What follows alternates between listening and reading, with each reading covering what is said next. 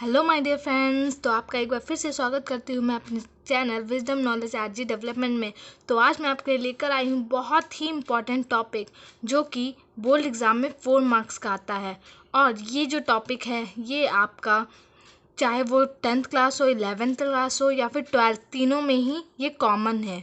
तो चलिए देख लेते हैं। कर आई हूँ भारतेंद्र जी का जीवन परिचय, और बहुत ही आसान शब्दों में जो कि आपको बहुत जल्दी समझ में आ जाएगा।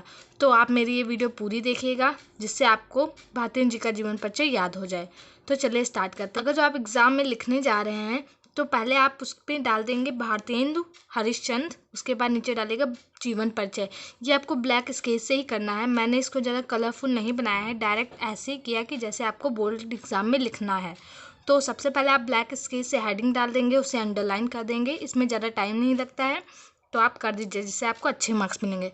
तो मैं ये जो जीवन परिचय है वो हेडिंग वाइज कराने जा रही हूँ ना। बहुत सारे होता है ना कि बच्चे होते हैं वो सब मिक्सअप लिख देते हैं जिससे एग्जामिनर को कुछ समझ में नहीं आता है और उनके मार्क्स कट जाते हैं, भले उन्होंने पूरा लिखा हो। तो चलिए देखते हैं। तो सबसे पहले हमने हेडिंग डाली है जन्म, कि भारतेंद्र जी का जन्म कब हुआ था। तो इसके अंतर्गत हमने थोड़ा सा लिखा है, तो देख लेते हैं क्या लिखा है। तो भारतेंदु हरिश्चंद्र जी का जन्म सन 1850 ईस्वी में। और ये जो सन 1850, इसको हाईलाइट करने के लिए मैंने देखिए ब्लैक पेन से लिख दिया है, तो ऐसे आपका ये हाईलाइट हो जाएगा। तो चलिए देखते हैं। ईस्वी में काशी के एक वैश्य कुल में हुआ था। 5 वर्ष की अवस्था में भारतेंद्र जी ने एक दोहा बनाकर पिता को दिखाया।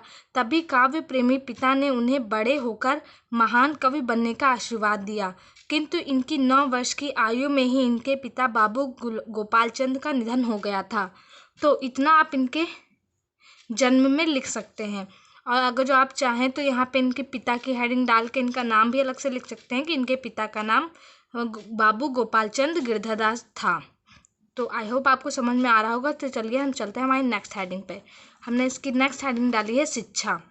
तो शिक्षा के अंतर्गत हमने लिखा है, पिता के ना होने पर वे स्कूली शिक्षा तो पूरी तरह से प्राप्त ना कर सके, परंतु अपने माता पिता की प्रतिभा उन्हें विरासत में प्राप्त हुई। राजा शिव प्रसाद द्वारा उन्होंने अंग्रेजी की शिक्षा प्राप्त की। उन दिनों जब भारतेंदु जी थे तो सिर्फ जो वहाँ के राजा शिव प्रसाद हिंद थे उनको ही अंग्रेजी पढ़ना लिखना आता था, तो वो उन्हीं के पास जाकर इसका अध्ययन करते थे। और इन्होंने स्वाध्याय से मराठी, गुजराती, बांग्ला, उर्दू आदि का भी ज्ञान प्राप्त किया। तो चलिए चलते हैं हम भारतेंदु जी की रचनाएं। तो हेडिंग डाल के लिखने से होता क्या है, जो एग्जामिनर होता है ना, तो वो आपकी हेडिंग्स को देखकर इनडायरेक्ट आपको नंबर दे देता है, मतलब कि वो ज़्यादा आपका डिटेल में नहीं देखता कि अंदर क्या क्या लिखा हुआ है। तो इसलिए ये हेडिंग डाल के लिखने से आपको मार्क्स अच्छे मिलते हैं। तो चलिए इसकी रचनाएं देख लेते हैं। रचनाएं सबसे पहले काव्य डालेंगे रचनाओं में। कृष्ण लीला, रास लीला, प्रेम माधुरी, प्रेम पलाप, प्रेम सरोवर, प्रमोदनी आदि। तो देखिए मैंने जो ये इनकी रचना है इसको कॉमा से ही बंद और खोल दिया, जैसे इन्वर्टेड कॉमा लगा दिए हैं। तो इससे क्या हुआ, ये जो रचना है वो हाईलाइट हो गई। तो ऐसे एग्जामिनर को बहुत आराम रहेगा और आपकी कॉपी भी थोड़ी सी शोवर लगेगी। तो चलिए आगे बढ़। बाद हमने हेडिंग डाली है नाटक। नाटक इनके कौन से थे, सत्य हरिश्चंद्र, चंद्रावली, भारत दुर्दशा, नील देवी, अंधेर नगरी, वैदिकी हिंसा, हिंसा ना भवती, ये सब इनके प्रसिद्ध नाटक हैं। अब हम देख लेते हैं निबंध आख्यान।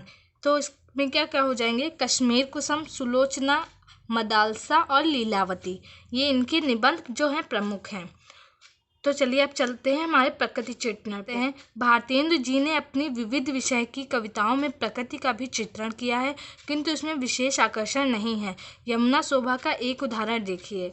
तो इसमें मैंने ये ब्लैक पेन से ये दोहा लिख दिया है ताकि ये बहुत ही अच्छे से दिखे, और आप चाहे तो यहाँ पे ऐसे करके इन्वर्टेड कॉमा का यूज़ भी कर सकते हैं। चलिए देख लेते हैं। तरनी तनुजा तट तमाल तरुवर बहु छाए, झुके कुल सो जल परसन हित मानव सुहाए। तो आई होप आपको समझ में आ रहा होगा। चलिए हम आगे बढ़ते हैं साहित्यिक महत्व पे। तो इनका साहित्यिक महत्व क्या है, भारतेंदु जी हिंदी साहित्य के कल्पतरु थे। उन्होंने अपनी प्रतिभा एवं अध्यायवास से हिंदी को सब प्रकार से समर्थ बनाया। वस्तुतः वे अपने युग के अद्वितीय विभूति थे। जो साहित्यिक महत्व है ना, ये आप किसी के भी जीवन परिचय में लिख सकते हैं, उनका यहाँ पे नाम चेंज करके। जैसे कि जो आपको बिहारी जी का साहित्यिक महत्व लिखना है तो आप ऐसे लिख सकते हैं, बिहारी जी ने हिंदी साहित्य के कल्पतरु थे, उन्होंने अपनी प्रतिभा एवं स्वाध्याय से हिंदी को सब प्रकार से समर्थ बनाया। तो ये एक परिचय आपके सभी के लिए इम्पॉर्टेंट हो जाएगा। उसके बाद चलिए हम आगे बढ़ते हैं। इसके बाद हमारा आ जाता है भाषा। तो भातेन जी ने ब्रज भाषा को शुद्ध करके प्रयोग किया और अप्रचलित शब्दों को त्याग दिया। कहीं कहीं उर्दू फारसी के शब्द भी प्रयोग में लाएं।